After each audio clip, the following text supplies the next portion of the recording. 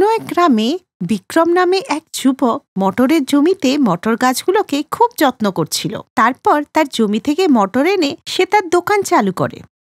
টাটকা মটরের সিঙ্গারা খেয়ে যান, টাটকা, একদম টাটকা।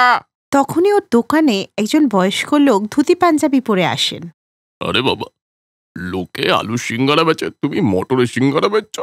এতে আলু আর মটর দুটোই দাও তো? দাদু, তোমাকে তো নতুন মনে হচ্ছে এই গ্রামে।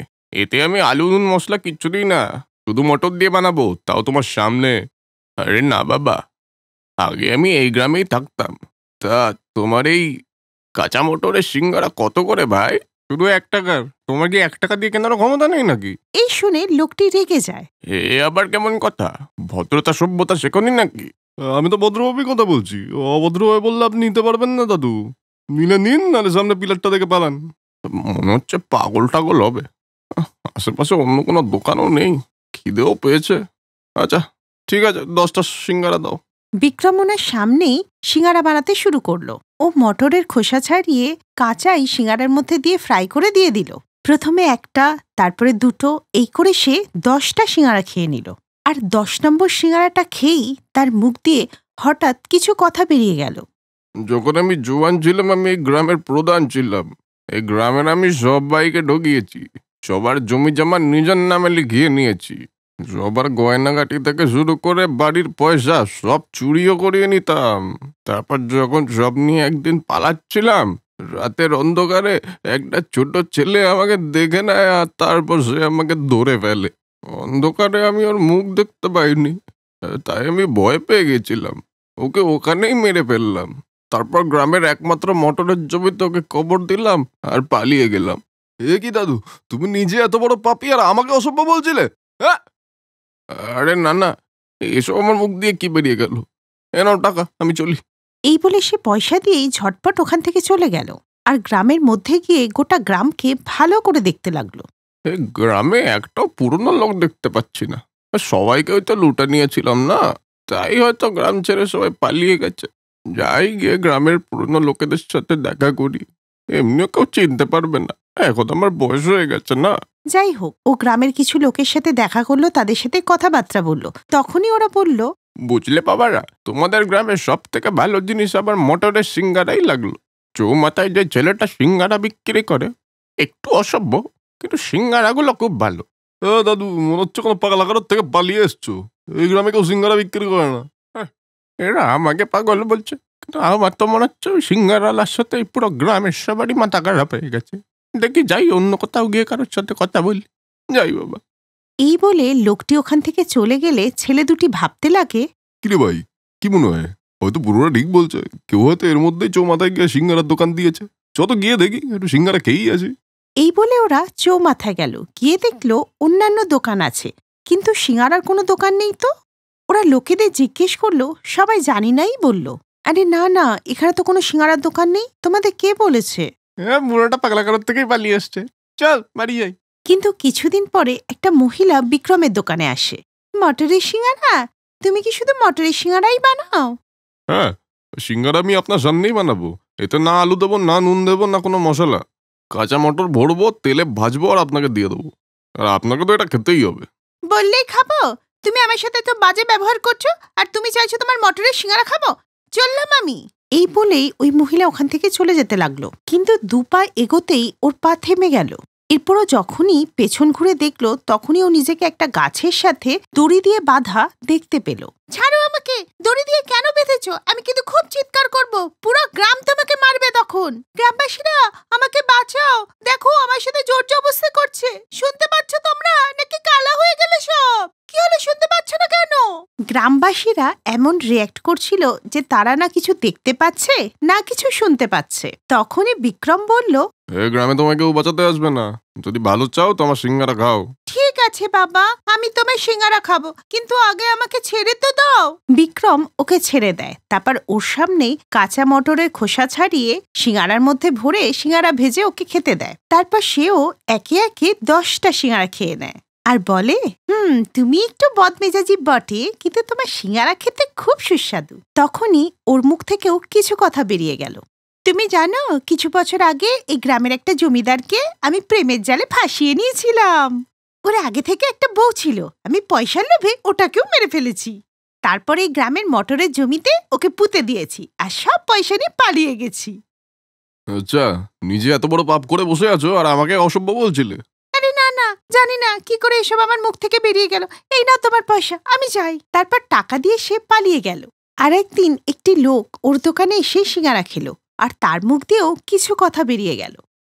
জানিস ভাই, আগে আমি এই গ্রামেই থাকতাম, সবসময় একদম গিয়ে একদম টায়াল হয়ে থাকতাম আর বউকে খুব খেলাতাম। তারপর শেষে তো মেরেই ফেললাম, তো মেরে এই গ্রামেরই মটরের খেতে ওকে পুঁতে দিলাম। আমি কি বলে ফেললাম। পয়সা দিয়ে ওই লোকটাও সেখান থেকে চলে গেল। এরপর একদিন তিনজনে একসাথে জড়ো হলো। পুরনো লোক ছিল বলে এরা একে অপরকে চিনত। প্রধান বাবু যে বুড়ো হয়ে গেলেন। কি দাদা, এখনো মদ খান নাকি ছেড়ে দিয়েছেন? যতদিন বাঁচবো ততদিন খাবো। এতদিন পর আপনাদের সঙ্গে দেখা করে বেশ ভালোই লাগলো। তখনই ওখানে পুলিশের গাড়ি চলে আসে আর বিক্রমও ওখানে চলে আসে। ইন্সপেক্টর সাহেব, আপনি আমাদের কোন অপরাধে গ্রেপ্তার করছেন? মানুষ খুন করে ঘুরে বেড়ানো? তোরা এবার জেলে যাবি। আগে রেকর্ডিংটা শোন। শোন। বিক্রমের দোকানে সিঙ্গারা খেতে খেতে ওরা তিনজনে যা যা বলেছিল পুলিশ তার রেকর্ডিং ওদেরকে শোনালো। এই শুনে ওরা অবাক হয়ে গেলে বিক্রম বলে, প্রথম কথা, আমি কোনো মানুষ নই, আমি একটি আত্মা। আর প্রধান মশাই, ওই রাতে আমি আপনাকে ধরেছিলাম আর আপনি আমাকে মেরে আমারই মোটরের খেতে আমায় পুঁতে দিয়েছিলেন। তারপরে এই ভদ্র মহিলা নিজের সতীনকে আর এই মাতালটা নিজের স্ত্রীকে মেরে পুঁতে দেয় আর আমাদের তিনজনের আত্মা ওই জমিতেই আটক হয়ে পড়ে থাকে। ইন্সপেক্টর বাবু, আপনি তো জানেন যে গাছপালাতেও প্রাণ আছে আর একটা আত্মার কথায় কেউ বিশ্বাস করে না। তাই এই টেপ রেকর্ডারটা আমি আমার দোকানে রেখেছিলাম। আপনি ওদের গ্রেফতার করে নিন আর আমার দোকান কোনোদিনও বন্ধ হবে না। সব অপরাধী ওখানে আসবে আর সিঙ্গারা খেয়ে নিজের অপরাধ স্বীকার করবে। এই বলে বিক্রমের আত্মা অদৃশ্য হয়ে গেল আর পুলিশ ওদের তিনজনকে নিয়ে জেলে পুরে দিল।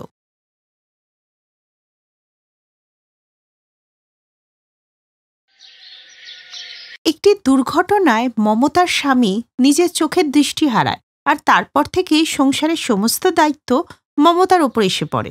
মমতার স্বামী ঠেলাতে করে সিঙ্গারা বিক্রি করত, কিন্তু এখন মমতাই সেই কাজটা করছে। সব দায়িত্ব পালন করতে গিয়ে মমতা একটু চিন্তাতেই ছিল আর ওই চিন্তার প্রভাব তার বানানো সিঙ্গারার ওপরেও পড়ল আর যার ফলস্বরূপ সিঙ্গারার টেস্ট খারাপ হতে লাগলো। আরে মমতা, কি বিচ্ছিরি সিঙ্গারা বানিয়েছো, কোনো স্বাদই নেই এতে, তো মুখেই দেওয়া যাচ্ছে না। সত্যি বোন, আগে যখন রামলাল সিঙ্গারা বানাতো না, আমরা পুরো আঙুল চেটে খেয়ে নিতাম। কিন্তু যবে থেকে রামলালের জায়গা থেকে তুমি এসে সিঙ্গারা বানাচ্ছ, কোনো স্বাদই নেই সিঙ্গারায়, ভালোই লাগে না মুখে দিতে। সিঙ্গারা ছিল রামলালের, কোনো কথা হবে না। সন্ধ্যাবেলায় মমতা উদাস মনে বাড়িতে ফিরল। রামলাল চোখে দেখতে পারত না ঠিকই, কিন্তু মমতার আওয়াজ শুনলেই সে তার মনের অবস্থা বুঝতে পারত। মমতা, তোমার আওয়াজ শুনে বোঝা যাচ্ছে ব্যবসা আজকেও বোধহয় ভালো হয়নি, কি তাই তো?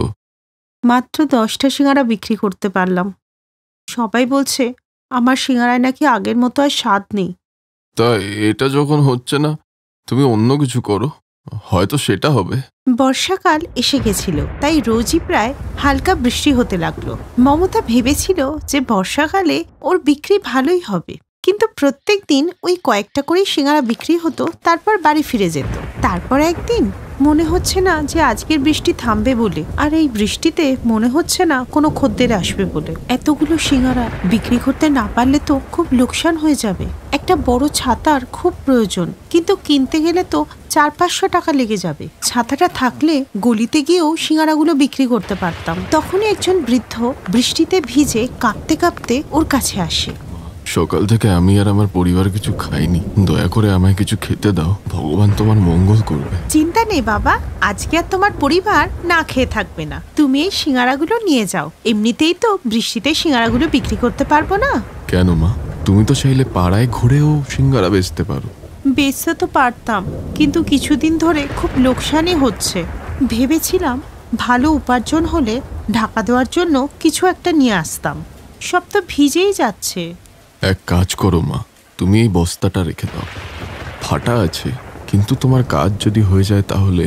কিন্তু বাবা, আমাকে এই বস্তাটা দিলে তুমি যে ভিজে যাবে, এটা ছাড়া যে বৃষ্টি থেকে বাঁচার জন্য তোমার কাছে আর কিছুই নেই। মা, এই বস্তার দরকার আমার থেকে বেশি তোমার। আমি জানি তোমার কাছে ছাতা নেই, তাই তুমি সিঙ্গারা বিক্রি করতেও যেতে পারছো না।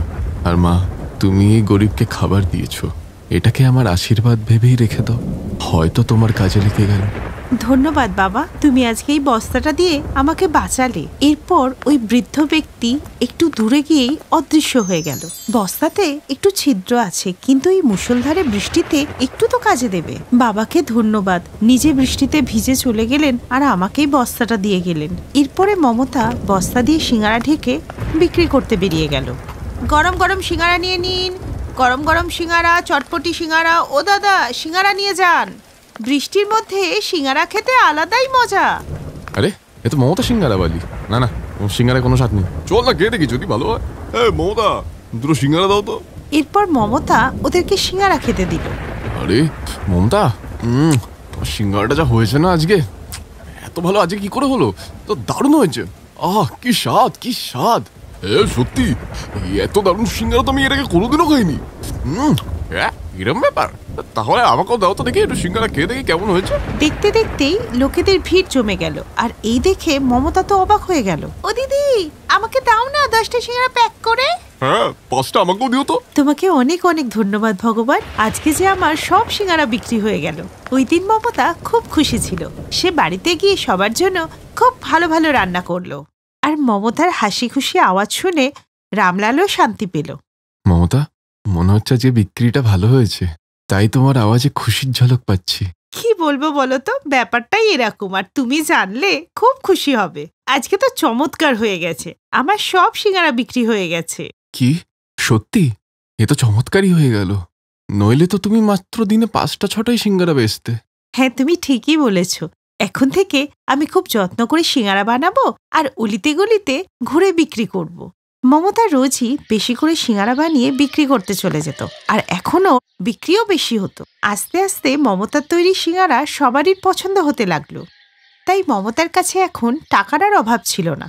তাই মমতা একদিন ঠেলাটা ঢাকার জন্য একটা বড় ছাতা কিনে নিয়ে এলো। এরপর সে বাবার দেওয়া বস্তাটা সরিয়ে দিয়ে বড় ছাতা দিয়ে ঠেলাটা ঢেকে সিঙ্গারা বিক্রি করতে চলে গেল। কিন্তু ওই দিন কেউ সিঙ্গারার প্রশংসা করলো না, উল্টে নিন্দাই করতে লাগলো। এটা কি সিঙ্গারা? এরকম সিঙ্গারা তো আগে ছিল না। হ্যাঁ, ঠিকই বলেছিস। বৃষ্টির জলে একদম ভিজে নেতিয়ে গেছে। এইসব সিঙ্গারা আমরা খাবো না, কি বাজে দেখতে। আমি তো ছাতা লাগিয়ে রেখেছিলাম, তাহলে সিঙ্গারাটা ভিজলো কি করে? কি করব এখন? সিঙ্গারা যে কারোরই পছন্দ হচ্ছে না, খুব তো লোকসান হয়ে যাবে। ওই দিন সবাই সিঙ্গারা ফিরিয়ে দিলে মমতা উদাস মনে বাড়িতে ফিরে আসে। এরপর কিছুদিন এরকমই চলল, আর ওর বিক্রিটা অনেক কমে গেল। মমতা এর আসল কারণটা একদমই বুঝতে পারছিল না।